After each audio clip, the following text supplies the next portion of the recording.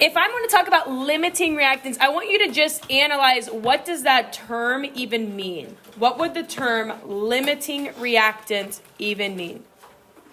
Yeah, what do you think? Would it mean one of the reactants that's going into your, not equation, but your reaction is like limiting the reaction somehow? Yep, bingo, right? A limiting reactant is just that. It's a reactant that limits the amount of product we can make, right? That's it. It limits the amount of product we can make. It is something that is used up all the way, and it limits the amount of something that we can make. So the parallel that we see here with limiting reactants is often cooking, right? Think of your chemical equation as essentially your recipe for a reaction, right? Your chemical equation is essentially your recipe. You've got to put in these two things if you want to get out this product. Right? And so the same thing is true when you're making a dish of some kind, right? When you're cooking. When a cook prepares food, she needs to know that the sufficient amounts of all of the ingredients are available. Okay? Without sufficient ingredients, you can't make a full recipe. So let's say I need 4 cups of flour, 1 cup of sugar, 2 eggs, 2 whatever I need. Right? I need all that stuff to make a cake. But I go to my pantry and I only have 2 cups of flour. Can I make the full recipe? Can I make a whole cake? No, I don't. So my flour is limiting my reactant here, right? In that case, out of all my ingredients, let's say I go to my pantry and I have 2 cups of flour, 1 cup of sugar, 2 eggs. I got everything else, but I don't have sufficient flour. So flour would be my limiting reactant there. Do you kind of see what that means, right? Like you don't have enough. I don't have enough of it, right? It's limiting the amount of cake I can make. Yes, you do reduce all. Right, I would have to reduce everything else, right? Everything else I would have leftover ingredients, right? So let me just put up a really basic example here. Let's say my recipe called for this: 4 cups of flour, 1 cup of sugar, 2 eggs, and 1 stick of butter. Right? I don't know what I'm making, but it's fine. Let's say I go to my pantry and I only have 2 cups of flour. I've got 3 cups of sugar. I've got 6 eggs, and I've got 3 sticks of butter. Okay? So how much cake could I make? Could I make a full recipe? You can make half. I can only make half. Does it matter that I'm going to have extra of all of those things? No, right? After I make my cake, I will have excess of these reactants. Excess. Do you know what that word means? Excess means leftover. So we've seen that in some of our word problems so far, right? With excess sodium nitrate or with excess whatever. That just means that is not the limiting reactant. That's the thing that's going to be left over at the end. Right? In a chemical reaction, we would use up all 2 cups to be able to make our recipe, and this would be what we call the limiting reactant. Okay, or I abbreviate that as LR.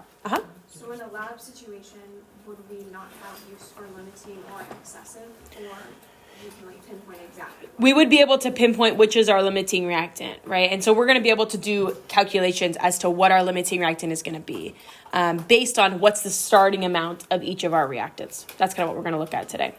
Okay, so in a lab, we might not know which our limiting reactant is until we do the calculations, right? We can start with the same amount of both my reactants. Let's say it calls for 0.5 grams of this and 0.5 grams of this. I don't know before I do the calculations which one of those is going to run out first, right? Or which one of those is going to be used up all the way. In a chemical reaction, whatever our reactant is, our limiting reactant is being used up all the way. I'm going to use all of that reactant, just like I'm using up all 2 cups of my flour to be able to make my product, right? So my limiting reactant is going to be used all the way, and then the other things might be left over. Okay? So let's start applying this now to chemical reactions. Sorry, we already kind of talked about this. But let's look at a chemical reaction here. Here is a balanced chemical reaction. It's a reaction between nitrogen gas, hydrogen gas, and it builds ammonia.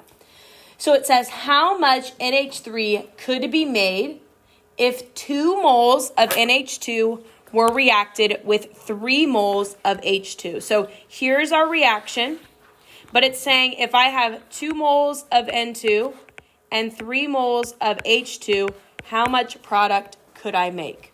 It'd be the same, wouldn't it? it would be the same. It would be only 2 moles of NH3.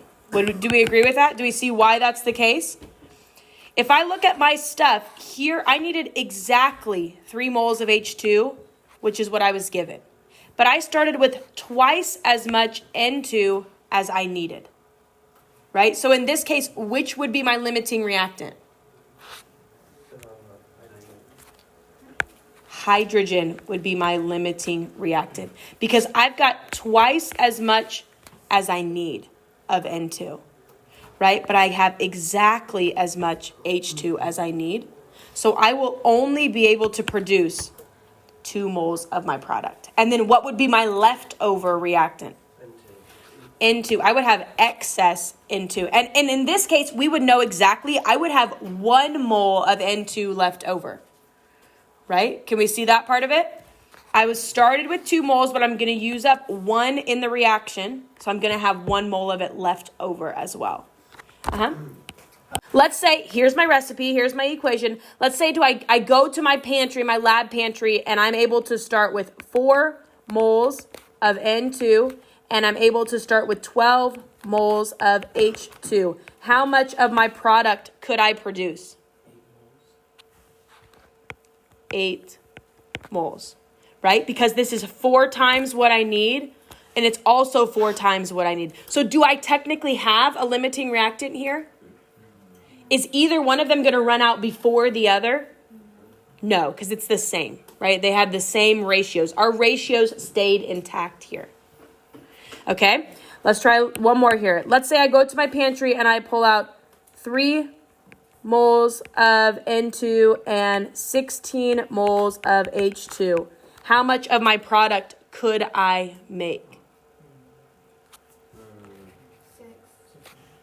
I could make 6 moles of my NH3, right? Because I've got 3 times as much as I need. I've got way more than that of H2, so I'm going to have extra H2 in this scenario, and that means I could make 3 times the amount of my product. Okay? You just multiply. Starting with 3 times as much as I need, so I can make 3 times as much as I need. Right? This one is just extra. Right? I've got extra H2 in this example. All right, so let's go ahead and start it now with a problem. So we've got to know what makes it a limiting reactant problem as opposed to just a stoichiometry problem. What is it that does that? Okay?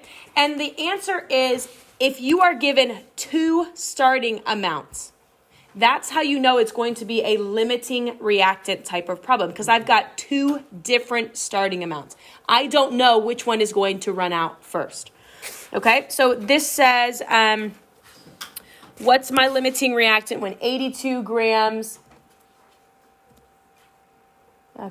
When 82 grams of copper reacts with 25 grams of sulfur.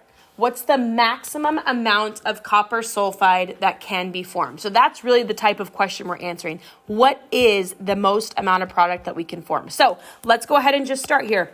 I'm going to look at organizing a little bit, right? I'm starting with 82 grams of copper, and I'm starting with 25 grams of sulfur. So can I just say right off the bat, well, 25 grams of sulfur has to be my limiting reactant, right? I'm starting with less of that. So I wish that was that easy, but it's not because we have to take into account how many moles of sulfur we have out of that 25 grams. And then what's our mole ratio? So we're just going to do T-charts, right? And we're going to have to do 2 T-charts. We're going to take both of our reactants in a T-chart to our product. Okay? So we're going to have a T-chart that starts with 82 grams of copper. And we're going to go all the way to grams of copper sulfide. Okay? Because it asks us what is the maximum mass of copper sulfide that can be formed. All right, so we're going to go, let's just go ahead and do that first, okay?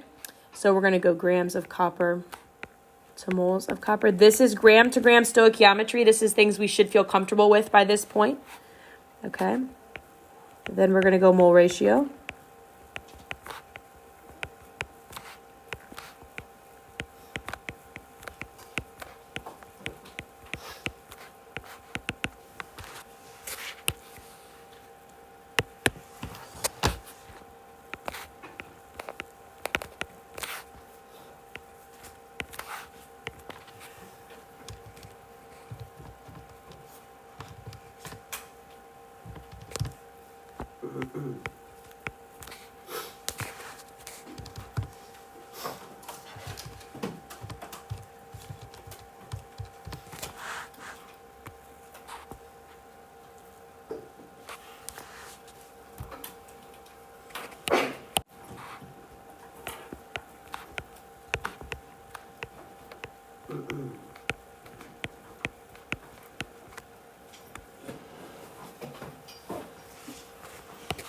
Now here's where we sit right now. This is saying if we use up all 82 grams of copper, if all 82 grams of copper are used up during the reaction, and if copper is my limiting reactant, I would be able to produce 102.6 grams of copper sulfide. So that's an if, right? We've got half of it done. We're going to use that as a comparison here. So now we've got to figure out how much copper sulfide could we produce if we used up all 25 grams of sulfur instead, right? So we're going to do the problem again, but we start with our other reactant. So 25 grams of sulfur, and we have to go to the same product. Now, this reaction only has one product, so obviously we're going to go to that product. But when we have reactions with multiple products, you have to take them to the same product. So we're going to go grams of sulfur to moles.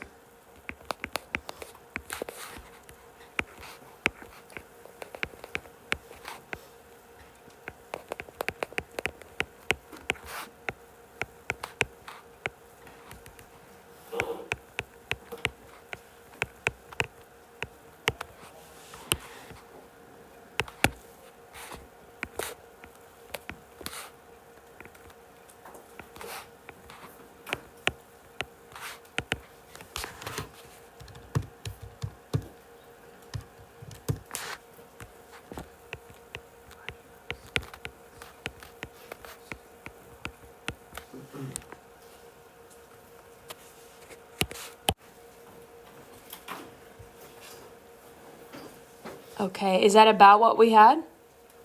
Did you notice, right? We're going to copper sulfide in both charts. So did we need to recalculate molar mass there? Right, we're using that in both parts. So you're going to end up keeping that in the same in both. Uh-huh. It doesn't matter if we round it up to hundreds. Like you went to 63.6. Well, oh no, I meant the second one, 124.22 instead of. Oh, fine. Yeah, no, I don't care. No, that's fine. Okay, so is that about what we had? So can we answer our question now? Yep. What's the maximum amount of copper sulfide that could be formed? 102.6. So do you see the difference there? Right? The maximum amount of copper sulfide that can be formed is not that one, because I won't get the opportunity to make 124.2 grams because I will run out of copper sulfide first. I'm sorry, of just copper first. Do you see what I'm saying there? If I use up all of my copper, I can make 102 grams, but then my reaction stops. I can't make any more than that. Uh-huh. When you're working with a multiple product reaction, you have to take the two to the same product. Yeah, it's exactly right. Does it matter which product? No, so some questions will ask you further questions about what's the percent yield of one of my products. And then I want to go to that product so I can save myself some time. If it just straight up asks what's the limiting reactant, nope, I just picked the one that has an easier molar mass. Yeah, so you just take them both to the same product. Now, I want to touch on this one more time. Do we understand why we pick the lesser number of our product, even though it says maximum amount? Right? Because once we make 102.6 grams, our reaction stops. We are out of copper. Uh-huh. So it's essentially That's it. Yep. When you're doing the two T charts, will the thing that it's converting to always be the same, like Cu2S? We're going to always take them to the same product. Yes. Sometimes you get to choose what that product is. But in this case, there's only one product, right? So I got to go to that one. But some cases you could choose. Now, I'll take this even a step further. If the problem was just asking you, what's the limiting reactant? You could technically stop at moles of that product, right? You wouldn't have to go to grams because the moles is just the quantity. So that's up to you. This question asked particularly about how many grams of my product, and that's typical. But if it were just asking you for limiting reactant, you could stop at moles of that product if you wanted to. And you'd get this. Okay. And you get the same limiting reactant. You wouldn't get the same number for the amount produced because it'd be in moles, not grams, but you would get the same value because all we're doing is taking 159 off of both of those charts, okay? Final thing I want to touch on here, and then I'll answer these questions, is that when I answer the problem, here is my maximum amount of copper sulfide, but can I just do this and say that's my limiting reactant? No, because copper sulfide's not a reactant, is it? My limiting reactant was copper, right? So I have to go back, and I can either come over here and say that's my limiting reactant, or I can say my limiting reactant equals copper, or however you want to answer that. But that's a common mistake, is that we circle it and we say that's my limiting reactant. Well, no, because that's a product, right? It is, the amount of product is limited, but yeah. Now, I will say with this problem, what is the limiting reactant? All it's asking for is limiting reactant. So I don't necessarily have to go to grams of my product. I could stop at moles if I wanted to. That's a complete choice for you, right? It didn't ask me for particular gram of one of my products. So I keep it grams here.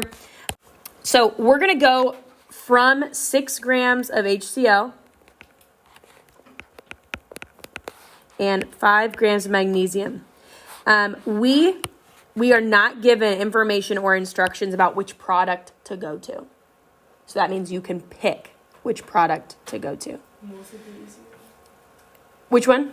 You can stop at moles. So really we can pick either of our products, but you have to take both of your charts to the same product. So I like to draw little arrows, right? If I'm going to go to H2, I'm going to take both of those to H2.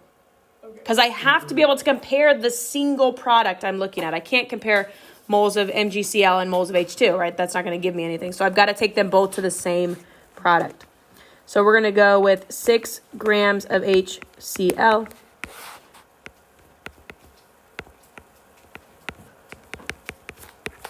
And I am going to go ahead and stop in moles so we can see what that looks like. I'm going to go to moles of H2 just because. I just picked. Didn't give me instructions about it, so I just picked one. HCl has a molar mass of 36.5, I think. Wait, is that supposed to be moles of? Okay. Yep, I just had to type it in. All right, so 1 mole. And then our mole ratio here is 2 to 1. Would we agree with that? Yep. 2 to 1. So then when I take the math, that gives me 0.0822 moles of H2. And I'm going to do the same thing with magnesium.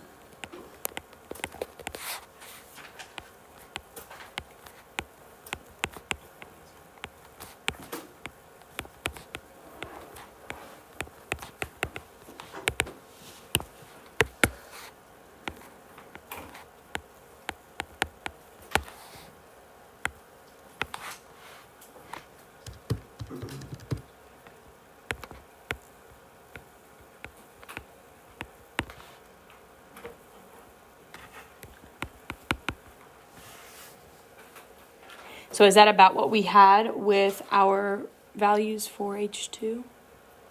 So can you tell, because the one on the top had a 2 at the molar ratio? So it's a little tougher because we have to take into account molar mass as well. So it's not just like we can look at mole ratio. We have to take into account what's the molar mass, right? And figure out how many moles of that do I have. And then I've got to look at mole ratio. So although you could use just reasoning to work your way through, I think it would take longer to do that than to just do the math, right? Than to just do the chart. But if you're starting in moles, I think you could reason a little quicker.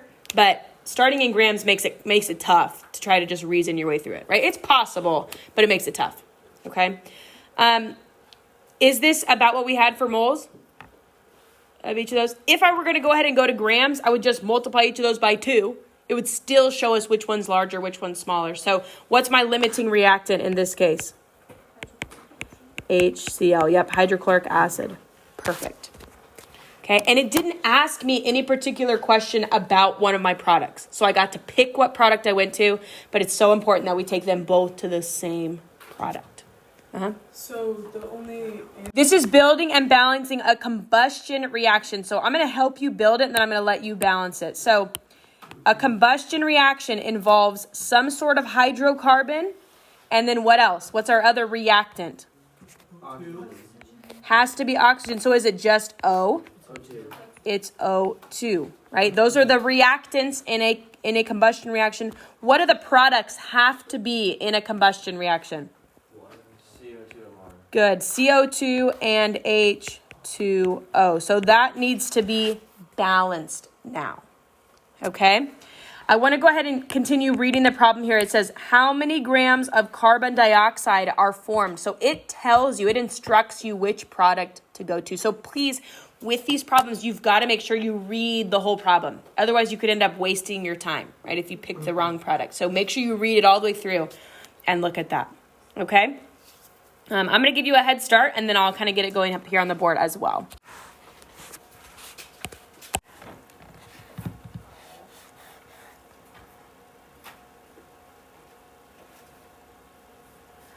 That's how I ended up having it balanced. I don't know if that agrees with what you had it at, or...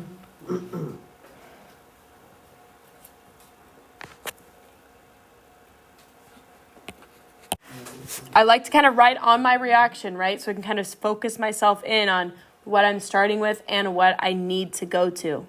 Okay? So I'm going to start on my conversions here, my calculations.